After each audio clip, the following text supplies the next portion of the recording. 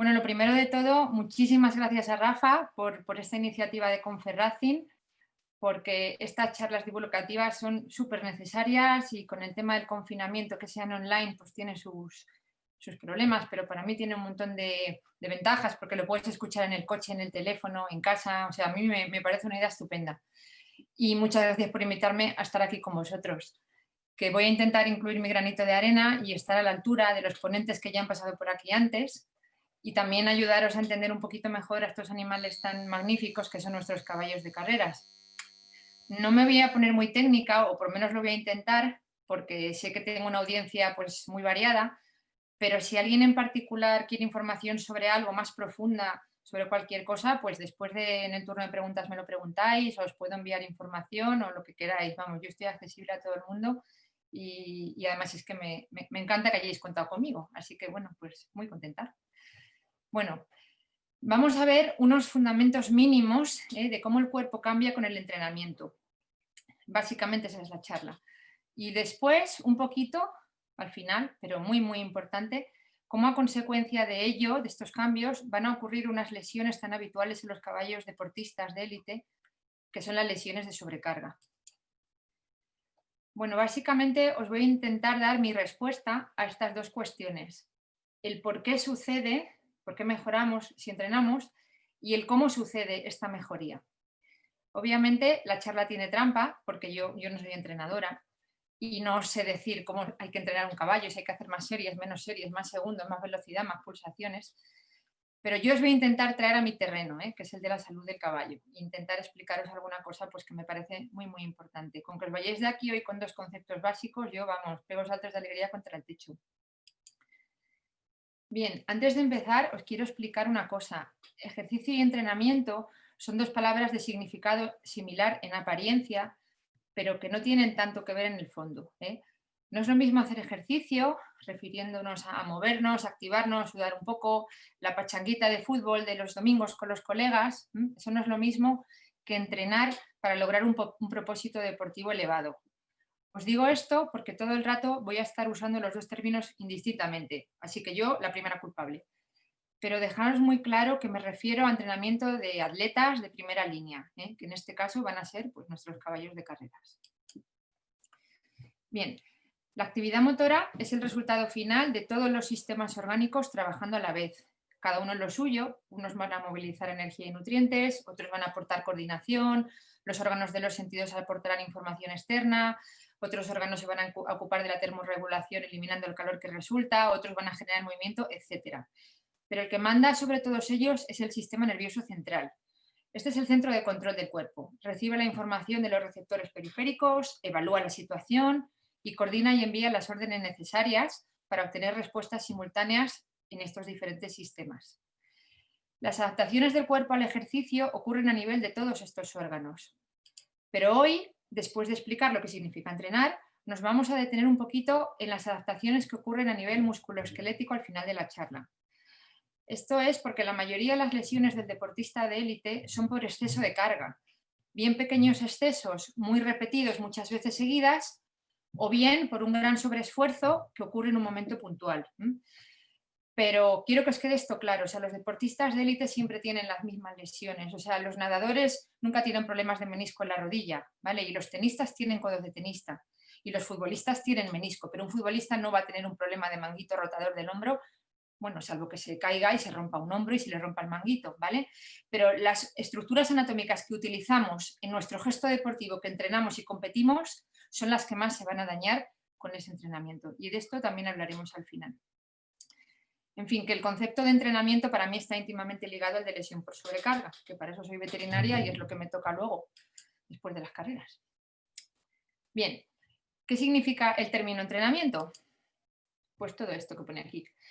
Es el trabajo regular, sistemático y progresivo que va a preparar al caballo para competir en la actividad elegida. Trabajo realizado a una intensidad suficiente que induzca las adaptaciones fisiológicas necesarias para trabajar a un nivel alto con un mínimo riesgo de lesión, muy importante, y con los factores de comportamiento y psicológicos esenciales para obtener una competición efectiva.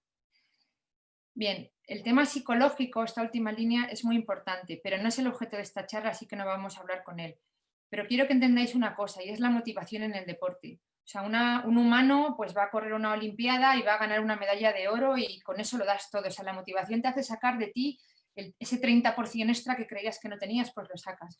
O bien, si te gusta mucho Angelina Jolie, te dicen que está en la tribuna mirándote, pues corres como un torpedo y sacas todo lo que no tienes. O si te dicen que el ganador gana 1 millón de euros, también das todo lo que tengas y más. Pero un caballo no tiene eso, ¿vale? El caballo no tiene esa motivación, ese componente emocional, psicológico, llamarlo como queráis, del deporte.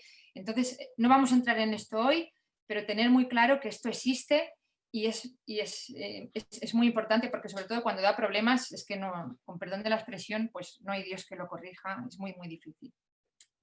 Bien, sin embargo, volviendo a lo mío, que es que yo me enrollo. Sin embargo, el éxito deportivo va a depender de más factores, no solo del entrenamiento, ¿vale? O sea, no todo es entrenar a lo loco hasta que no puedas más todos los días de tu vida. El entrenamiento en sí es solo uno de los 3 pilares de este éxito. Y si uno de los otros 2 falla, nunca vamos a tener un 100% de nuestro rendimiento deportivo máximo. Bien, para poder diseñar un buen plan de entrenamiento es fundamental conocer estos pilares. Y van a ser, por supuesto, el propio entrenamiento físico en sí, que es fundamental, o sea, sin dolor no hay gloria. Además, el reposo necesario que viene después, que muchas veces está infravalorado, pero es imprescindible, y ahora vamos a ver por qué. Y finalmente, la nutrición. La nutrición es otro tema muy importante que tampoco vamos a hablar hoy en esta charla porque no nos da tiempo, pero no hay que olvidar que es el tercer pilar del rendimiento deportivo. Es como hacer una casa. Sin unos buenos materiales, sin buena madera, sin buenos ladrillos, sin buen todo, nunca vas a tener una casa de una calidad salvaje. Te va a quedar una casa muy bonita por fuera, muy pintadita y muy remozadita, pero a lo mejor no te dura 200 años o 2000 años como el acueducto de Segovia. Bueno, y empezamos por la primera cuestión. Venga, ¿por qué si entrenamos mejoramos? Pues gracias a la homeostasis, ¿vale? Este palabra, que es complicadito, se define como la capacidad del organismo para regular su equilibrio y para mantener una constancia en la composición y propiedades de su medio interno. Esta constancia es necesaria porque nuestras células, nuestras enzimas, nuestras rutas metabólicas, etcétera, necesitan unas determinadas condiciones para poder funcionar de manera eficiente. Pero nosotros no vivimos todo el año en California con 20 grados y con solecito, ¿no? Vivimos en un medio dinámico muy variable. En Madrid en verano hace calor y en invierno hace frío y nosotros tenemos que poder adaptarnos a las condiciones externas, que a veces incluso son extremas, ¿no? Porque si te vas a vivir a Alaska o al Sáhara, pues también hay que estar preparado para sobrevivir ahí. Entonces, de manera natural, el cuerpo tiene la habilidad de mantener su equilibrio. Y no solo eso, sino que además este equilibrio se va a regir por la ley del mínimo esfuerzo, que esto no lo hemos inventado en España, aunque le pese a algunos vecinos franceses, pero bueno, esto existe en todo el planeta. El organismo siempre va a tender a realizar el mínimo gasto imprescindible para mantener la vida, o sea, a gastar los mínimos cartuchos posibles en cada batalla. Bueno, en nuestro caso particular, el agente externo que va a actuar provocando la ruptura del equilibrio va a ser el ejercicio. Este ejercicio va a causar un desequilibrio interno que va a estimular unos receptores internos y externos que van a enviar información a los centros encargados de activar los mecanismos de control y todo esto va a desencadenar una respuesta inmediata para contrarrestar esa rotura puntual del equilibrio. Pero si este desequilibrio se mantiene tanto en tiempo como en frecuencia, se va a producir una respuesta a más largo plazo que consistirá en una adaptación funcional de los diferentes sistemas para facilitar futuras respuestas al mismo estímulo.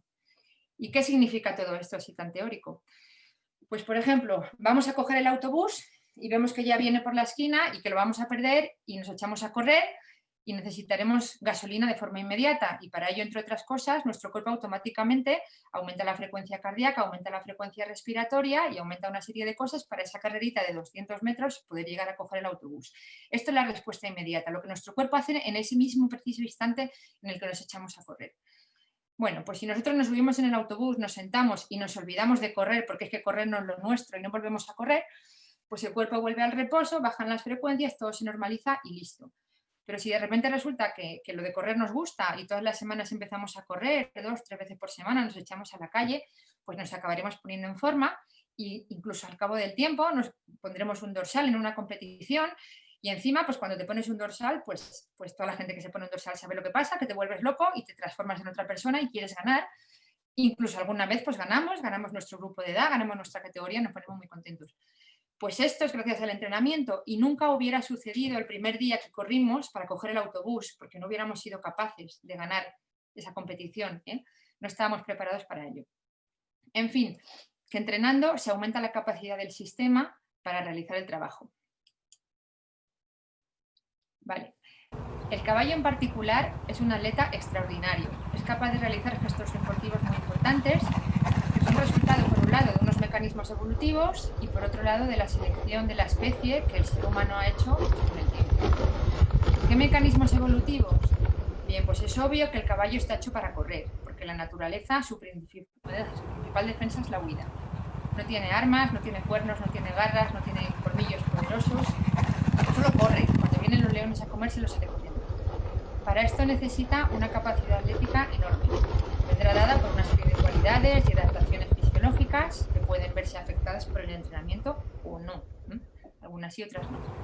Entonces, todo esto que hemos explicado de la posibilidad de adaptación del cuerpo nos interesa mucho.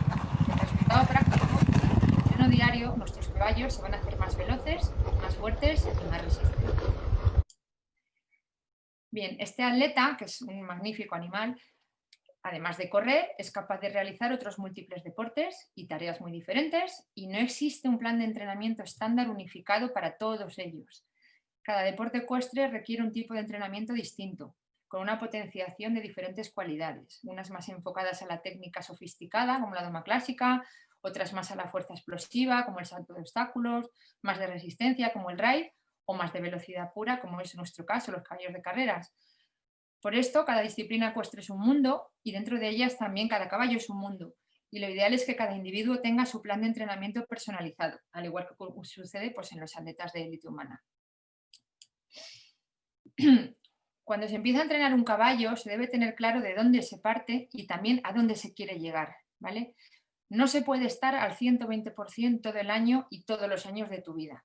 Entonces, al principio de la temporada hay que diseñar un calendario específico dirigido a los principales objetivos que tengamos, pues, por ejemplo, ganar la Copa de Oro de San Sebastián, ¿vale?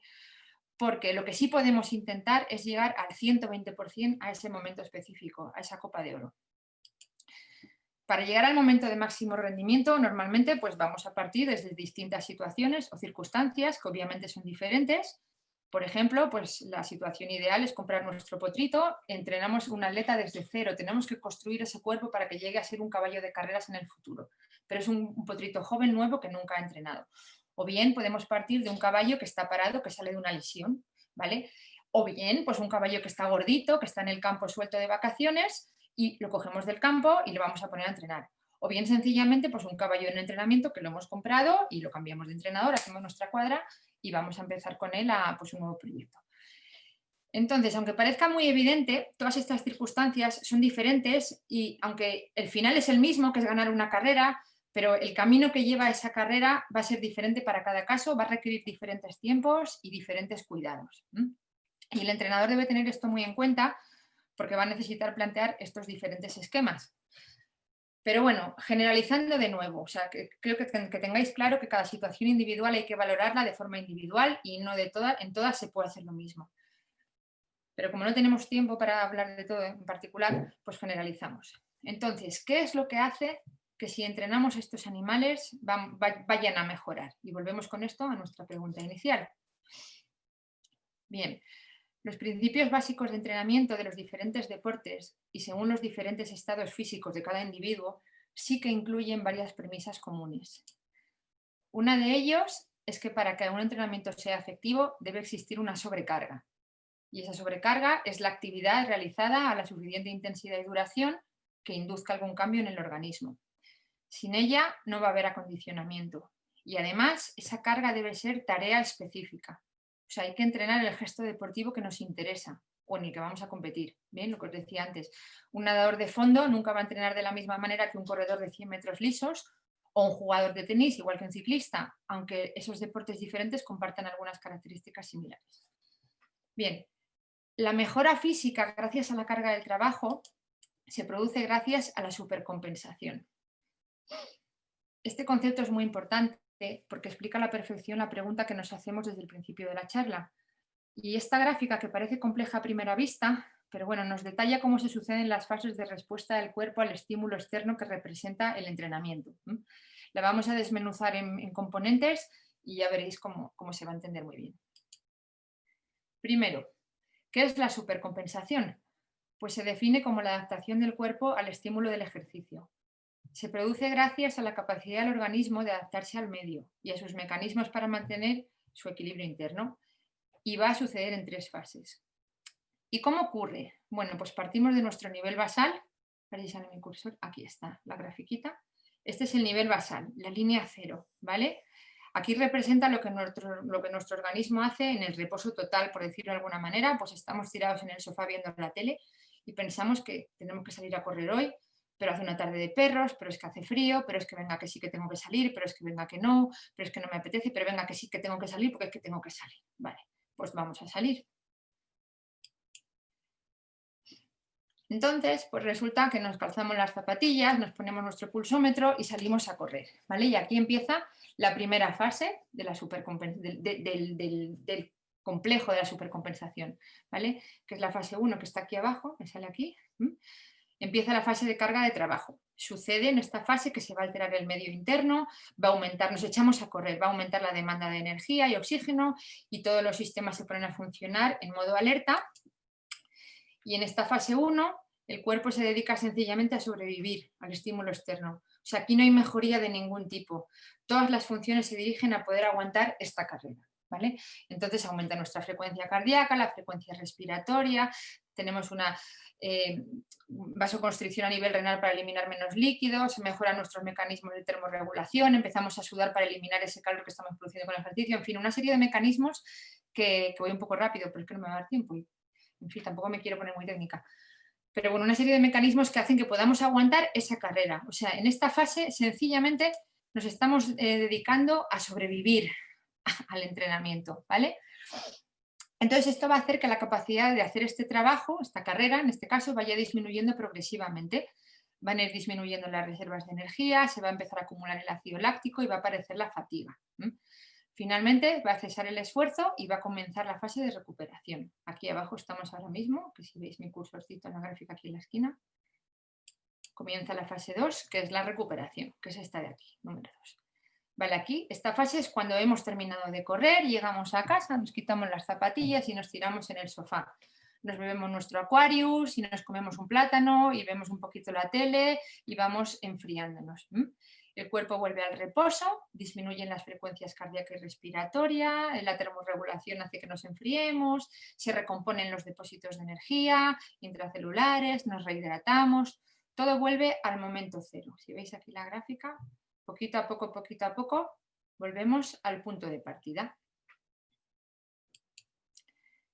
Pero el cuerpo es muy listo.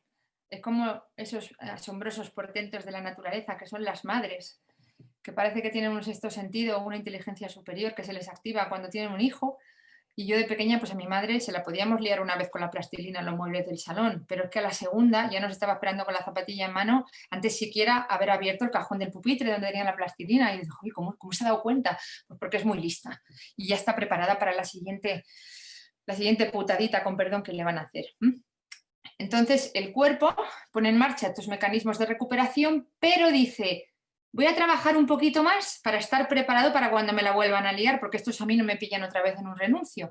Entonces, aumenta un poquito todas sus capacidades, aumenta su capacidad de transportar oxígeno un poquito, es un resumen un poquito resumido pero esto sucede así, ¿vale? Entonces, siguen trabajando los sistemas, lo que os digo, compensando esa disminución en un exceso. Y entonces, ¿qué sucede? Que en un determinado momento estamos mejor sin darnos cuenta de lo que estábamos antes de ponernos las zapatillas. Una vez que hemos descansado y nos hemos recuperado del esfuerzo, estamos mejor aunque no nos demos cuenta. Y esta es la fase 3 o la fase de supercompensación. Aquí en la gráfica es este trocito de aquí.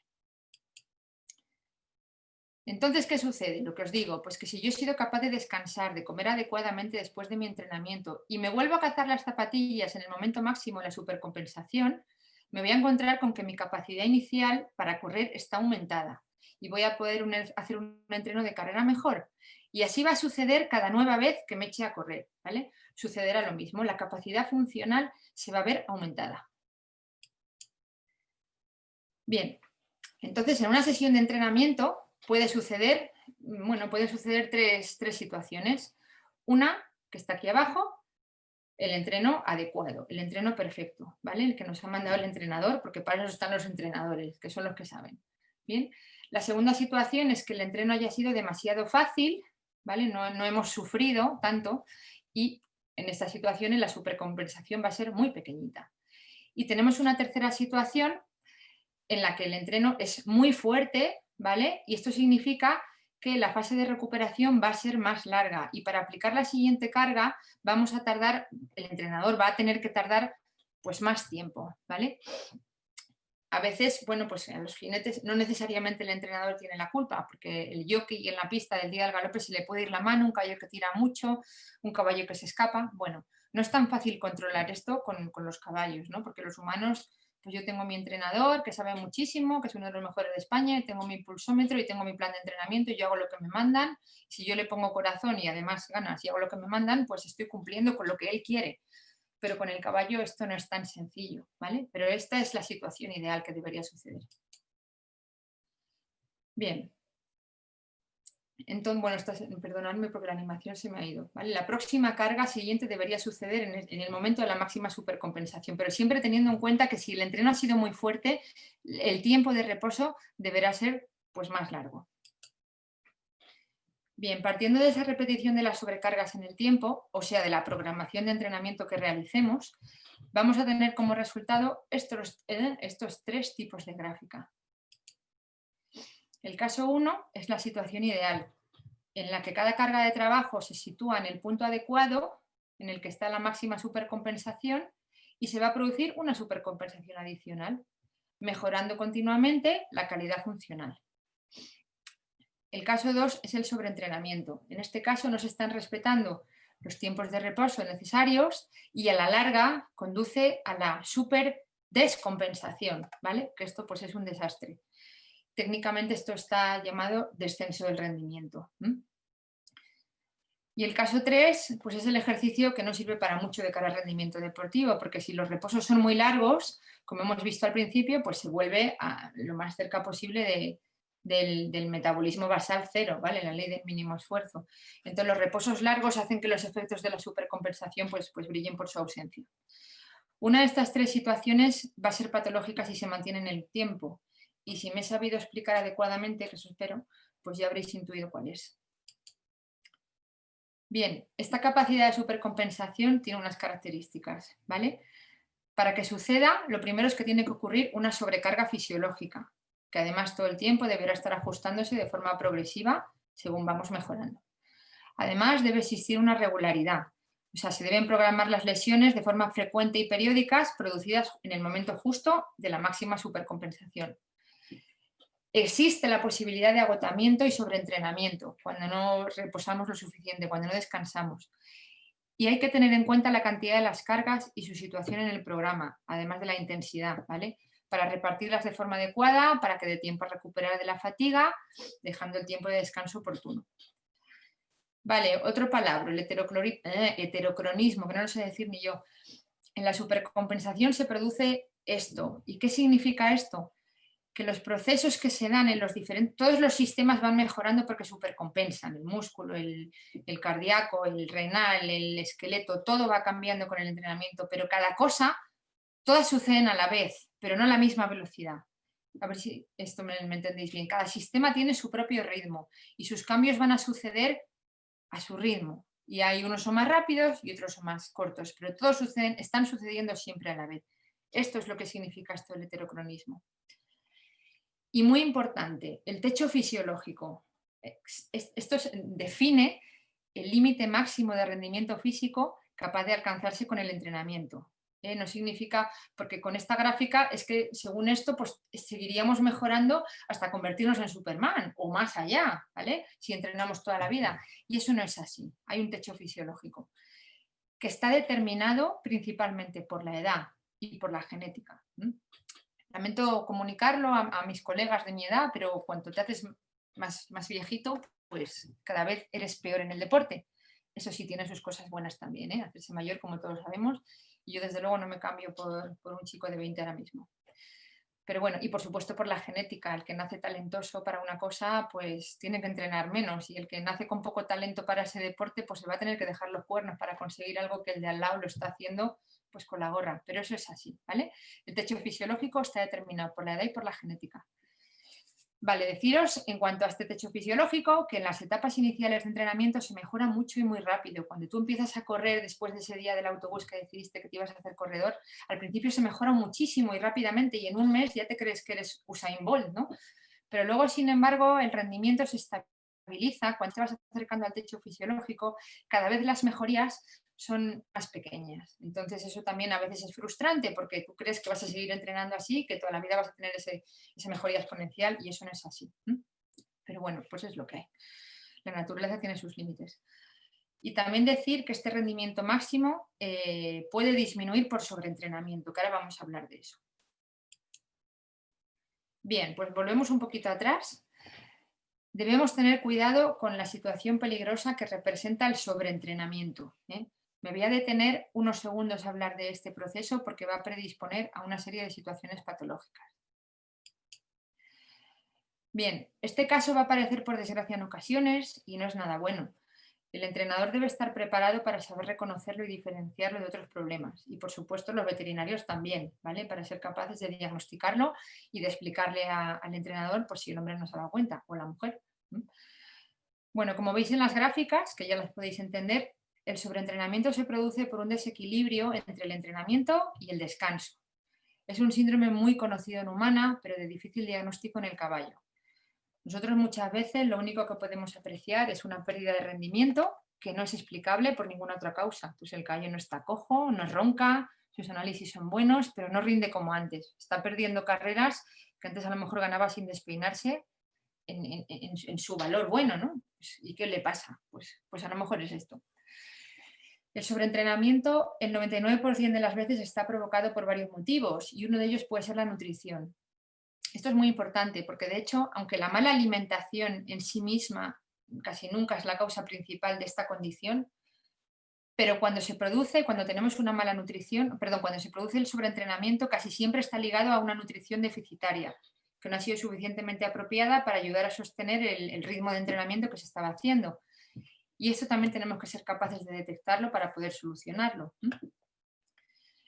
Para reconocer el sobreentrenamiento se pueden buscar una serie de síntomas o señales. Obviamente, pues en humanos son más fáciles de detectar, pero los caballos también en ocasiones parece que nos hablan y solo hay que estudiarlos un poquito. Aquí tenéis una serie de síntomas fisiológicos, psicológicos y relacionados con el rendimiento deportivo que ocurren cuando se produce el sobreentrenamiento.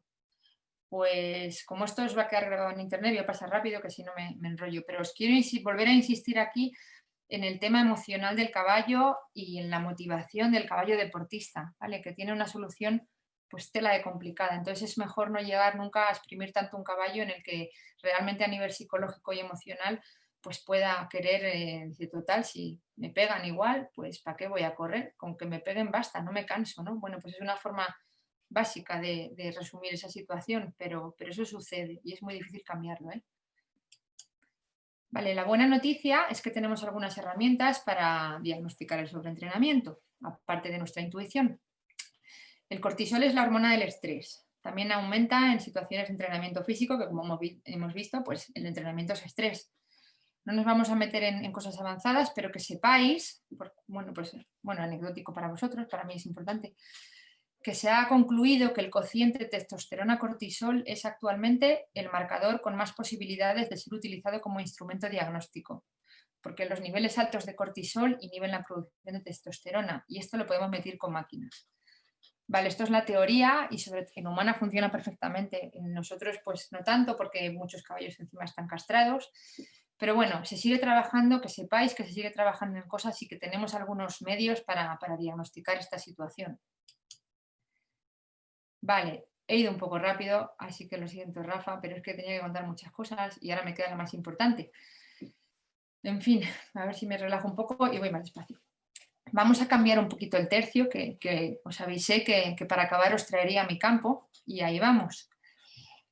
¿Cómo sucede esto? Que era la segunda pregunta, por si no os acordáis. Esto de las mejorías con el entrenamiento. Ya hemos visto que a base de forzarnos el cuerpo se adapta, y el cuerpo se adapta a las nuevas situaciones, que en este caso es correr más. Bien, ya he comentado también que los sistemas orgánicos se van adaptando con el entrenamiento gracias a las sobrecargas, pero que no todas las adaptaciones ocurren a la vez. Cada sistema necesita su tiempo y tiene su propia manera de cambiar y llevar a cabo sus adaptaciones. Y esto es muy importante porque puede constituir también un problema muy grave si no lo tenemos en cuenta. Bueno, por poner algún ejemplo así rapidito, que os he dicho que no íbamos a hablar de sistemas, pero las adaptaciones que más rápidamente ocurren son las cardiorrespiratorias, ¿vale? Y esto es normal, porque si no moriríamos. O sea, me quiero poner muy fuerte en el gimnasio muy rápido y me pongo a levantar press de banca con la barra a lo bestia y lo normal es que me descoyunte un hombro levantando pesas, si hago eso. Pero no voy a morir, solo voy a estar 2 meses con el brazo en cabestrillo o tendré que pasar por el quirófano, en fin, eso es pues chapa y pintura, ¿no? Nada más.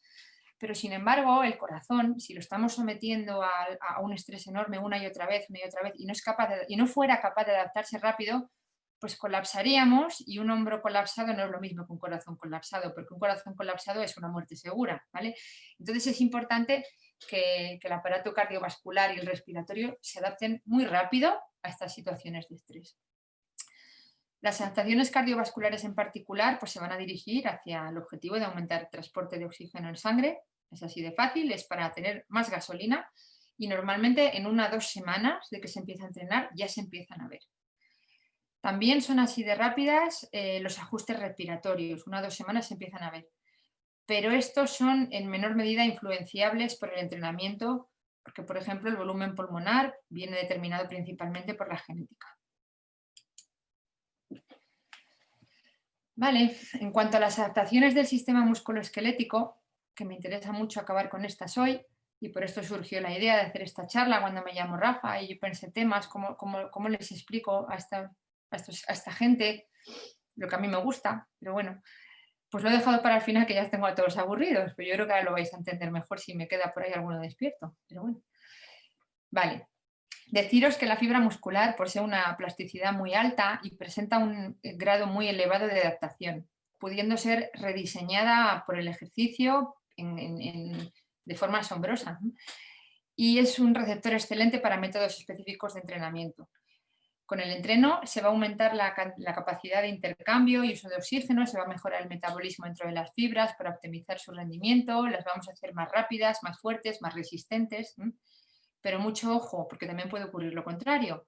Los métodos de entrenamiento inadecuados, por decirlo de una manera suave, pueden desadaptar la fibra y no cumplir los objetivos de la especialidad deportiva buscada. En cuanto al hueso, que es mi favorito, bueno, y los tendones, parece un tejido muy estable, pero también es una sustancia viva y tiene una naturaleza dinámica. También cambia en respuesta a las fuerzas que actúan sobre él. El ejercicio actúa con mucha potencia, tanto sobre el hueso esquelético como sobre el músculo estriado, haciéndolos más fuertes.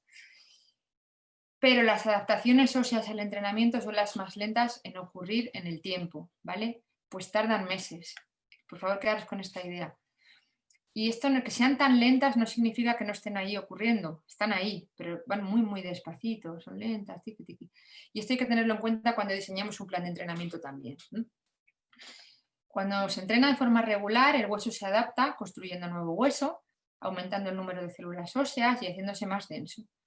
Las fuerzas influencian sobre la forma, sobre el tamaño, sobre la fuerza de los huesos, y el ejercicio que parece ser en humana, como siempre, que está todo muy estudiado, el ejercicio que parece ser que aumenta más la densidad ósea es el trabajo de fuerza y de impacto contra el suelo. O sea, en personas, pues hacer pesas en el gimnasio, correr, la carrera, saltar a la comba, ese tipo de ejercicios son los que van a hacer los huesos más fuertes. Se sabe también que la masa ósea puede aumentar de un 10 a un 30% en las zonas de carga gracias al trabajo físico, así que es muy importante este trabajo de fuerza para prevenir problemas. Entonces, en función de las circunstancias, pueden darse varias situaciones a nivel de hueso. La situación primera, que es la del medio, hueso sano, que la estructura del hueso sea normal. Esto es un hueso pues normalito, bien, sano, adecuado. La segunda situación, que es la de la izquierda, que su estructura se esté descalcificando y perdiendo masa ósea, en cuyo caso va a aparecer la osteoporosis. Esto sucede en situaciones de subcarga, como por ejemplo los astronautas en el espacio que no tienen fuerza de gravedad, pues el esqueleto al final sirve para sujetar los órganos, para que los músculos y los tendones se anclen a él y tengan un anclaje para generar movimiento actuando como palanca. Pero si no hacemos fuerza contra el suelo y no hace falta sujetar tanto los órganos, pues te pierdes hueso. ¿Para qué quieres tener tanto calcio ahí? El cuerpo tiende al mínimo esfuerzo, ya os lo he dicho.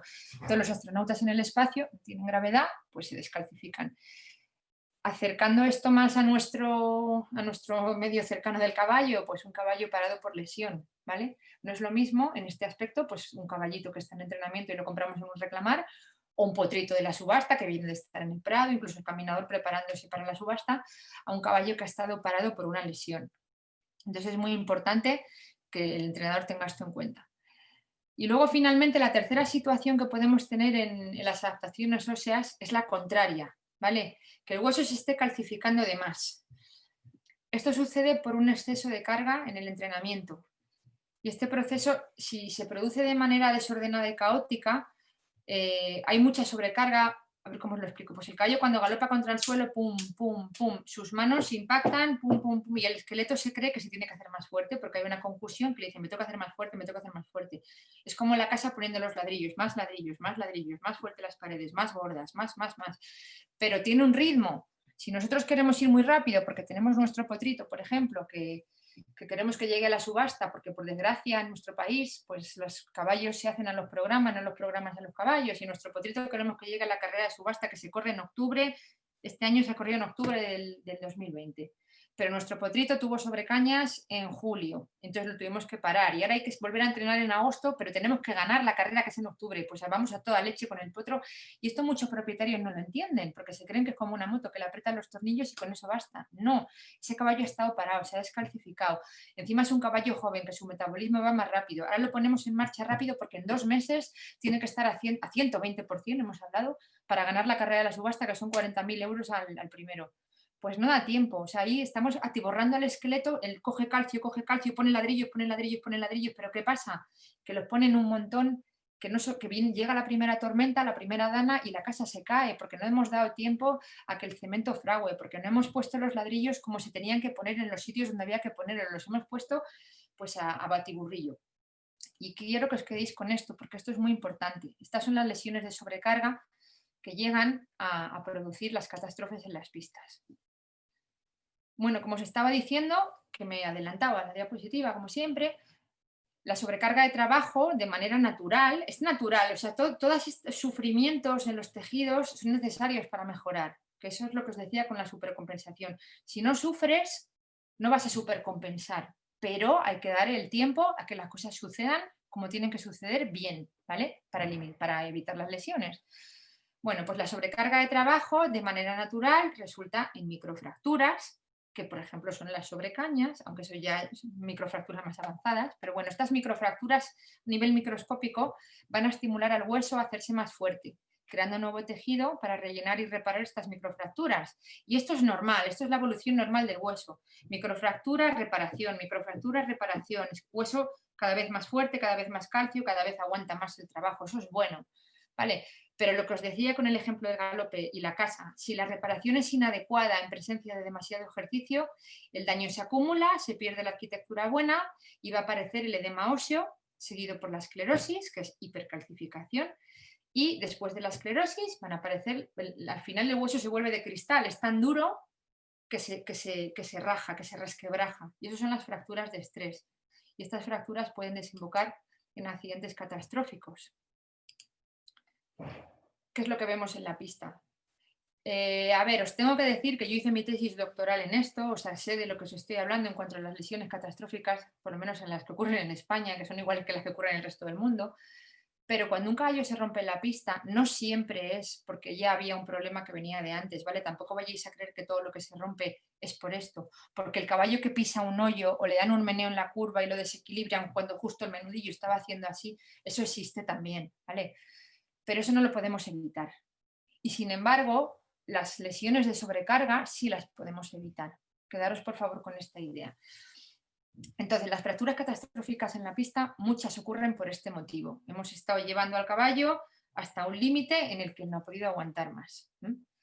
A nivel mundial se estudian mucho y se intenta cada vez mejorar la seguridad de las carreras y de las pistas y de los caballos, pero es un problema muy difícil de abordar porque gracias a Dios la incidencia de estas lesiones es muy pequeña. Entonces, cuando tienes una incidencia como tenemos en España de 0,07 por cada 1000 casos, por cada 1000 salidas a pista, por decirlo mejor, pues es muy difícil estudiar qué llevó a ese caballo a tener este problema. Aún así, pues en mi experiencia, pues tengo que decir que el control de los animales, saber que están sanos, saber que todo va correcto, pues es lo más importante que hay para evitar estos problemas. Después de todo este catastrofismo, deciros que en España nuestra incidencia, comparada con el resto del mundo, es más bien bajita. O sea, no somos tan malos, tan pobres que somos, ¿no?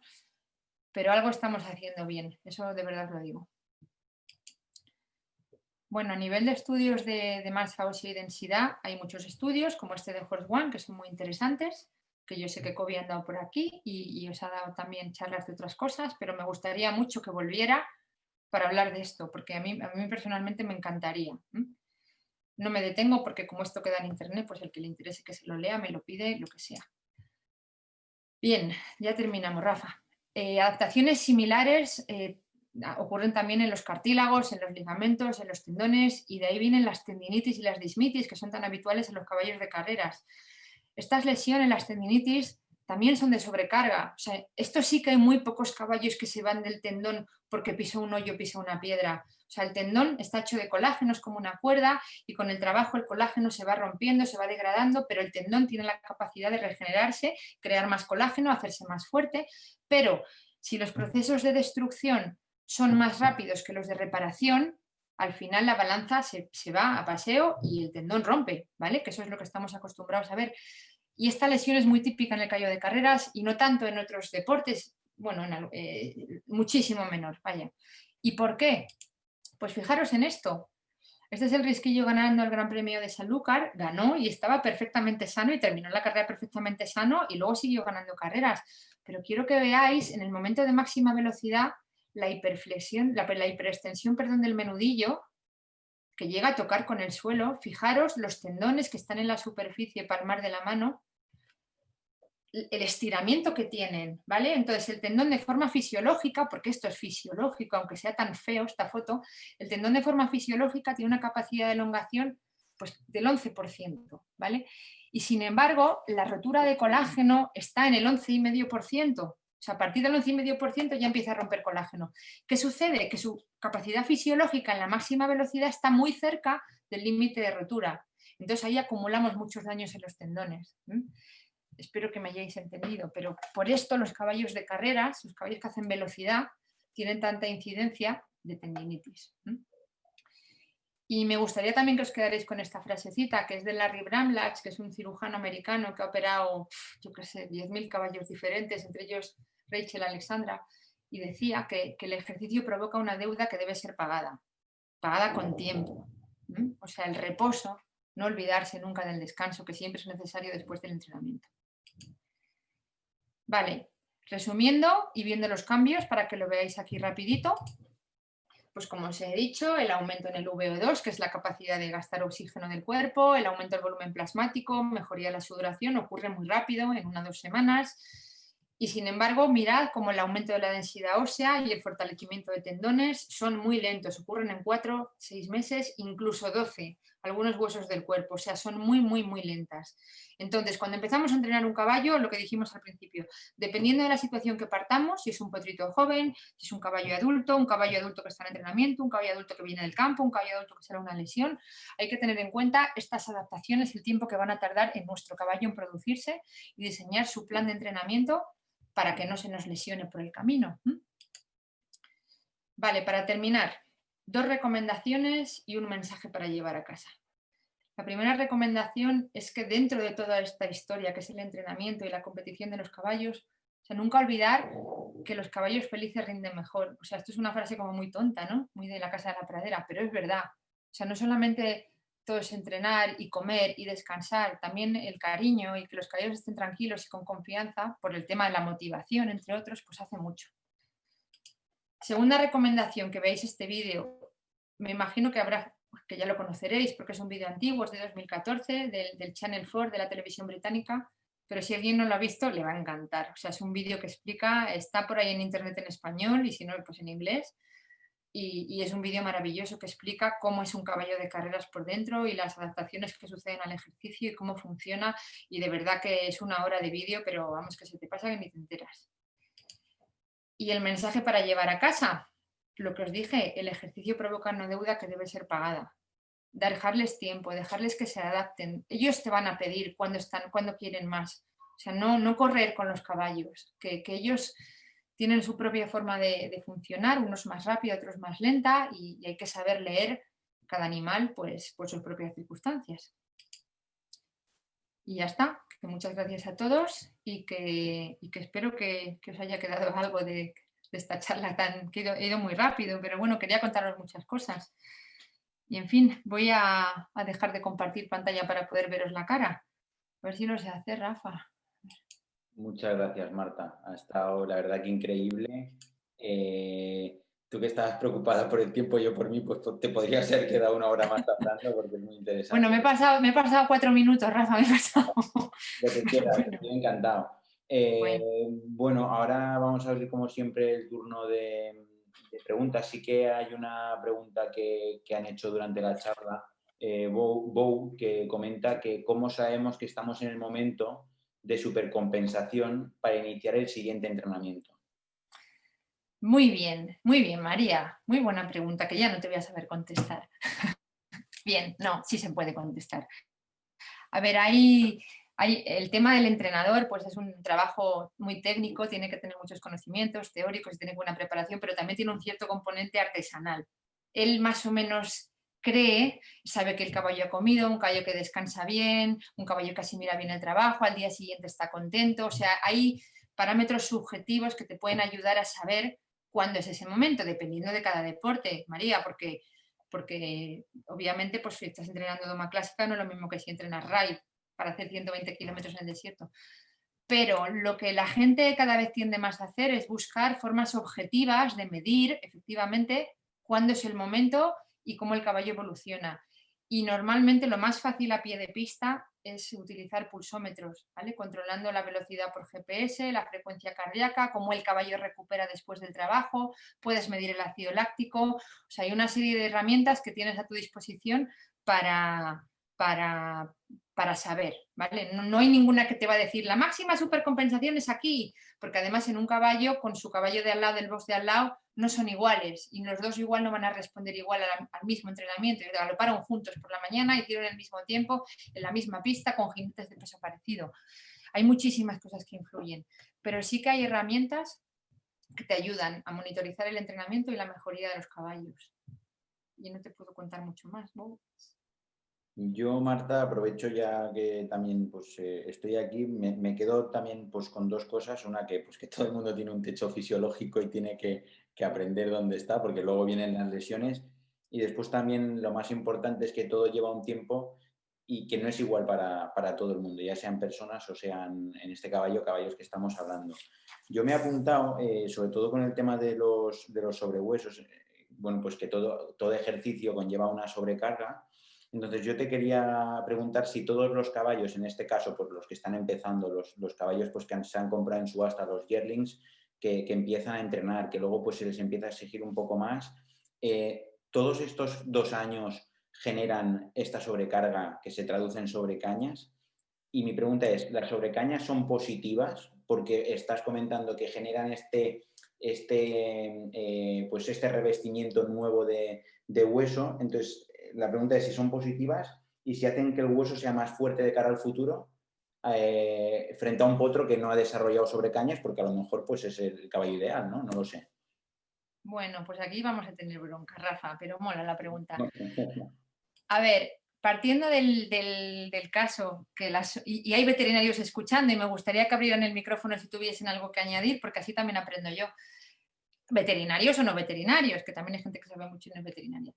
Partiendo de la idea, más bien, que la sobrecaña es un proceso patológico y que nunca debería suceder, Rafa, o sea, a nivel microscópico sí ocurren microfracturas en el hueso y sí que hay un estrés óseo que es el que hace que el hueso evolucione. Pero la sobrecaña visual, cuando ya vemos los síntomas, son dolor, son inflamación del periósteo, es calor, incluso es cojera. Eso no debería suceder, Rafa. O sea, que todo el mundo lo tenga claro. Vale. Y me van a matar, pero lo tengo que decir, porque es que no me puedo callar. Esa idea antigua de le voy a hacer el último galope para que le salten las cañas bien, que luego las curamos mejor. Eso es mentira. Eso es un tópico de España que es mentira, porque no necesitas, ya tienes una microfractura, ¿por qué necesitas que se convierta en una fractura para curarla? No, lo que pasa es que, claro, en la antigua escuela, o llámalo como quieras, hace mucho tiempo, se les ponían las cañas así, porque no sabían a lo mejor tan bien lo que eran como se sabe a día de hoy, te estoy hablando hace, yo qué sé, 40 años. Yo llevo 20 años en el hipódromo y yo esto lo he oído, o sea que tan viejo no es. Pero sí que decían, no, que le salten fuerte porque así luego lo quemamos y lo paramos. Entonces les saltaban unas sobrecañas de la ostra y les metían unos cáusticos, unos puntos de fuego, unas quemaduras luego.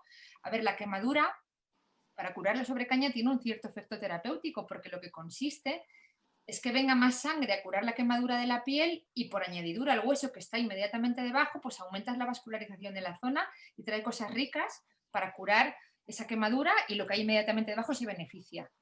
Pero hacían unas quemaduras que se les ponían a los caballos las manos así y además es que el típico entrenador antiguo que no pueda ni andar, que se le caiga la piel, dale fuerte y tú como Dios mío. ¿Qué pasa? Que esa quemadura tardaba en curar mucho más tiempo y al final tenías al caballo parado un mes y casi un mes después todavía le quedaban costras y entonces no empezaban a trotar tan rápido, le daban más tiempo porque claro, es que hay que curarlo, pero al final lo que te cura es el tiempo. O sea, al final ese caballo con esa pedazo de sobrecaña, con esa pedazo de quemadura, a veces tiraban parados 2 meses. Que yo me acuerdo que eso yo no lo he visto, pero me han contado de mozos en el hipódromo que se quedaban a dormir en los boxes sentados para que los caballos, cuando les daban el rojo mate, aquel famoso antiguo, para que no se echaran la boca. O sea, la noche esa de la quemadura para los caballos debía ser algo horrible. Y eso era, pues, maltrato animal. Entonces, volviendo a tu pregunta, Rafa, la sobrecaña es un tema patológico y no debería suceder. El potro que no tiene sobrecañas siempre es buena señal. Buena señal de varias cosas. Puede ser un potro que está bien criado, puede ser un potro que genéticamente pues, es más adelantado que los demás, más fuerte su metabolismo óseo. Puede ser un potro que ha comido mejor, puede ser un potro que ha hecho un buen ejercicio en la finca, puede ser un potro que está mejor entrenado en una pista mejor, con un sistema mejor, pero muchas cosas están trabajando aquí, no solo es una cosa que hace que tu potro no tenga sobrecañas, porque está claro que hay potros que son más débiles genéticamente, lo cual no significa que corran menos, es que cada uno tiene unos puntos débiles y son más propensos a tener sobrecañas, sí, vale, pero al final o sea, es todo un cúmulo de cosas que lo ideal es que no aparezcan. Rafa, lo ideal es que no, un potro que nunca ha tenido sobrecañas es el caballo pues más perfecto, por decirlo de alguna manera, porque no ha llegado hasta ese punto de estrés en el que ya entras en el principio de la lesión. Ahora también digo, para todo el mundo que me está oyendo, en cuanto que un caballo apunta en unas cañas, que en España le metíamos el galopón, 2 galopones mejor para que saltaran a lo bestia, en Inglaterra ya no hacen eso hace muchísimos años. Los tienen 3 semanas al trote con antiinflamatorio y frío local y luego vuelven a seguir. Y como el proceso no ha ido tan lejos, no ha hecho falta curar tanto y de hecho al final corren antes. O sea, el retorno a la competición o el retorno, porque nunca han corrido, pero vamos, su competición va a estar más cercana a ese momento si la lesión no avanza tanto. ¿Me explico? Y tampoco hace falta parar caballo en box para que se descalcifica un mes, porque puede estar al trote y al paso, no tiene que estar paradito.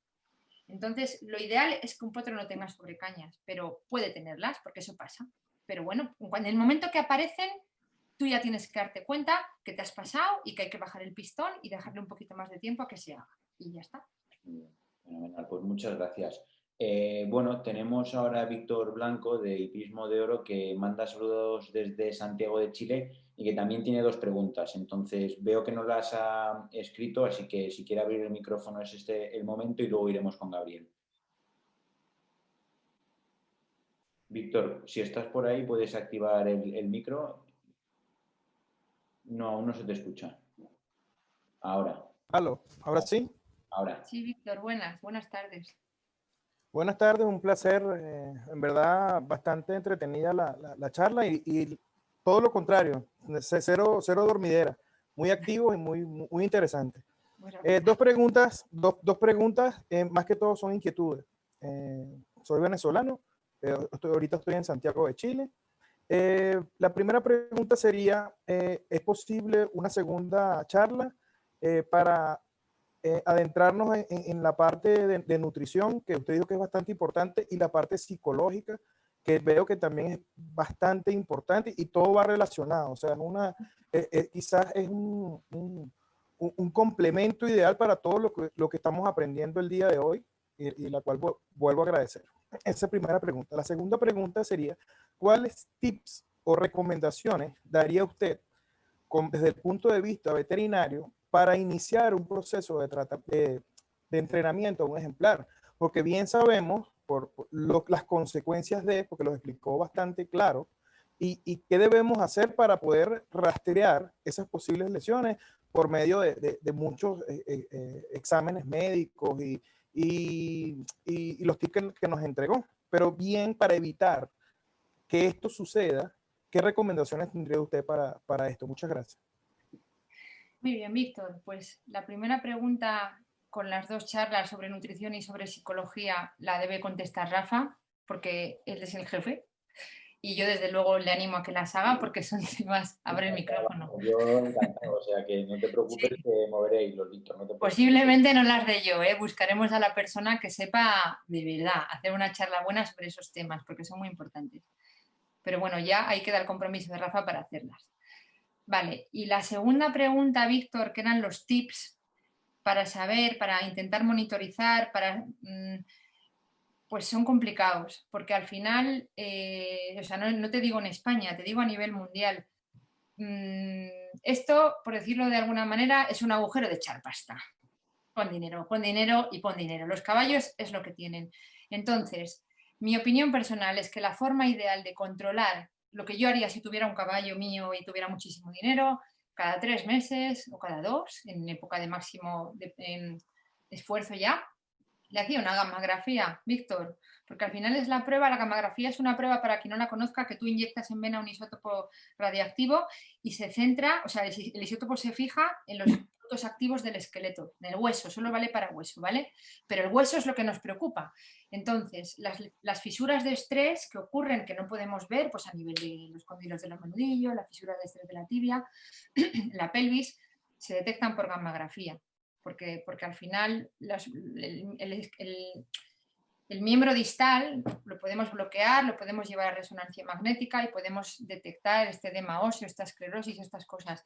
Pero los huesos largos proximales, el húmero, la tibia, el fémur, la pelvis, por desgracia, en la clínica, en la cuadra, o sea, en la clínica diaria, no los podemos ver.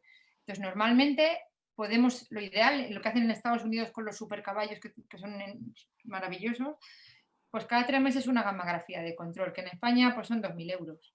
Pero si tienes mucho dinero es lo ideal.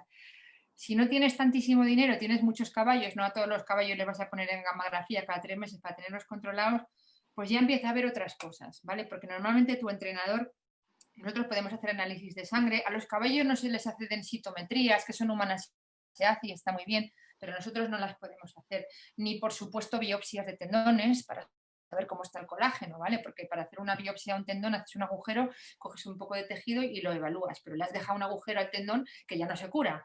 Entonces, ese tipo de pruebas laboratoriales no las podemos hacer tanto.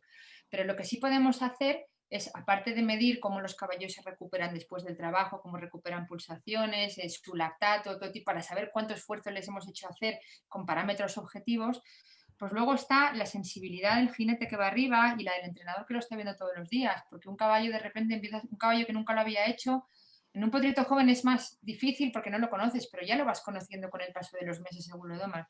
Y de repente es el típico que se empieza a tirar para afuera, a mover la cola, a no cambiar de mano en la curva, a mirar la puerta. O sea, hay pequeños cambios de carácter que te pueden decir que el caballo está empezando a sufrir algo que puede ser sencillamente estrés, y es un caballo muy nervioso, o puede ser un dolor o un malestar, ¿vale? No tanto dolor como para estar cojo, pero sí puedes encontrar pequeñas, vamos, lo que siempre te dicen los entrenadores, este caballo ha perdido acción. Esa es la frase, las palabras estrella. Y cuando un tío te dice que un caballo ha perdido acción, tú te echas a temblar, porque dices, vale, pues a ver qué pasa aquí. Pero ese es el momento inicial y es el momento de pillar estos problemas, ¿no? No cuando el caballo pierde acción, vamos a seguir hacia adelante, que a ver qué pasa, porque al final se parte y ya no tiene remedio, ¿no? Pero bueno, Víctor, no es fácil, ¿eh? No es fácil de ver. Ya te digo que al final, pues monitorizar un caballo, pues si tienes mucho dinero es mucho más sencillo y si no lo tienes, pues bueno, pues hay que tirar de otras herramientas. Vale, pues Marta, vamos ahora si quieres con la pregunta de Gabriel Chacón y después una más, la última, y ya te soltamos porque si no será muy tarde, que vamos, yo aquí te tenía hasta las 12 de la noche, pero no puedo. Entonces vamos con Gabriel Chacón cuando quieras. Bueno, puedes activar el micrófono o si quieres la puedo leer, aprovecho y os lo digo. Dice que quisiera saber las razones por las cuales un ejemplar que entrena a diario presenta deficiencia de sudoración y al mismo tiempo una respiración acelerada. Bien, entiendo que las dos cosas pasan a la vez, que el caballo no suda, pero le sube la frecuencia respiratoria, ¿no? Sí, eso es. Vale. Bien, si el caballo no suda, tenemos un problema muy grande porque no elimina calor. Y si no eliminas calor, las rutas metabólicas dejan de funcionar. Y dejas de reconvertir ácido láctico al ciclo de los ácidos tricarboxílicos y dejas de regenerar el ATP y todo deja de funcionar y entras en shock, ¿vale? Entonces, un caballo que presente deficiencia de sudoración y suba la respiración, mi lectura de la situación es que sube la respiración para intentar eliminar calor, porque es una forma, por ejemplo, los perros sudan no es que suden por la lengua, es que no sudan, eliminan calor por la lengua y por eso hacen así. El caballo no jadea para eliminar calor, porque el caballo suda, elimina calor por la piel. Pero puede ser un mecanismo intentando enfriarse de alguna manera. Entonces, ese caballo del que me estás hablando, yo no sé por qué lo hace, pero ese caballo lo que no está haciendo es eliminar el calor de su cuerpo que se produce en el trabajo. Entonces, es una patología, hay que mirar qué está sucediendo, ¿eh? Porque realmente si tienes una anhidrosis, pues es un caballo que lo mismo no sirve para deporte. Y hay que profundizar sobre ese tema. Pero vamos, ya te digo, la respuesta a tu pregunta es yo creo que el caballo acelera la respiratoria para intentar eliminar calor por medio de la respiración. Pero hay que ver por qué no suda. Ese es el problema real, ¿no? No sé si estás de acuerdo, si quieres abrir el micrófono o te puedo ayudar en algo más. Víctor, si quieres puedes activar el micrófono. Gabriel, este es Gabriel. Está todo bien. Vale, pues la última no me aparece el nombre, pero pregunta si en los edemas óseos ya producidos, si su recuperación es posible y en cuánto tiempo y si es en reposo total y cuánto baja en la carga de trabajo. Bien, buena pregunta. La recuperación sí es posible. O sea, hay muy poquitos casos estadísticamente hablando del edema óseo que no se recuperan. Y en esos pequeños casos que no se recuperan ya igual hay que mirar otras cosas como por ejemplo la genética, ¿vale? Pero tenemos que pensar que el edema óseo es lo que sucede antes de la esclerosis, o sea, es el principio del problema. Si tú no puedes curar un problema al principio, pues ¿para qué nos vamos a ir al final, ¿no? A la fractura. Entonces sí, normalmente los edemas óseos yo los curo con reposo. No tienes que parar el entrenamiento, tienes que parar la causa que ha producido el edema, que normalmente es la pista, el trabajo en la pista. Lo único que a mí no me gusta ponerlos en un box, yo los mando al campo. Les recomiendo, por ejemplo, un pequeño paddock, para que tampoco un prado que el caballo va a salir corriendo como una cosa loca incontrolable se puede hacer daño, pero yo los pongo en un pequeño paddock de 5x5, a ser posible 24 horas, con un techito por si llueve, que están ahí fenomenal, y les hago un mes de pequeño paddock y a lo mejor luego otro mes de prado. Si lo podemos controlar por resonancia magnética, la evolución del edema es lo ideal para volver al entrenamiento. Pero normalmente hacemos la resonancia magnética para ver el edema, porque el edema no se ve por radiología, vamos, no se puede detectar tan fácilmente, lo suyo es hacer una resonancia o un TAC, y una vez que tenemos el grado de hueso, la cantidad de hueso y el grado de edema que tenemos, ya decidimos si le damos un mes o le damos 2. Pero no me gusta meterlos en un box, porque eso va a resolver el edema, pero va a empeorar otras cosas, porque se le va a desmuscular el dorso, o sea, va a haber otros problemas asociados la subcarga, pueden aparecer enfermedades hipocinéticas, sobre todo en caballos que ya tienen una edad. Entonces, para mí lo ideal en el edema óseo, que es el primer momento de la patología, es ponerlos en el campo. Y luego, si quieres, le pones un tilne, le pones un Osfos, puedes hacer otras cosas con química, antiinflamatorios, lo que quieras. Productos orales para ayudar a que eso mejore, pero sobre todo descanso en libertad semi-restringida. Eso es lo que yo haría, lo que yo hago. Vale, pues bueno, pues de momento, pues como he dicho, ya no hay más preguntas, además de que ya pues nos hemos pasado un pelín del tiempo. Marta, muchas gracias otra vez. Ya te Bueno, engancharé, gracias a ti, Rafa, te me engancharé alegro otra vez. Te de ver. engancharé, hablaré contigo y nada, también muchas gracias a todos los que habéis asistido hoy. Agradeceros pues que hayáis acudido una semana más y espero que os haya gustado, que estoy convencido de que sí, porque es imposible que no. Así que nada, un saludo a todos y hasta la próxima. Gracias. Muy bien, hasta luego a todos, gracias.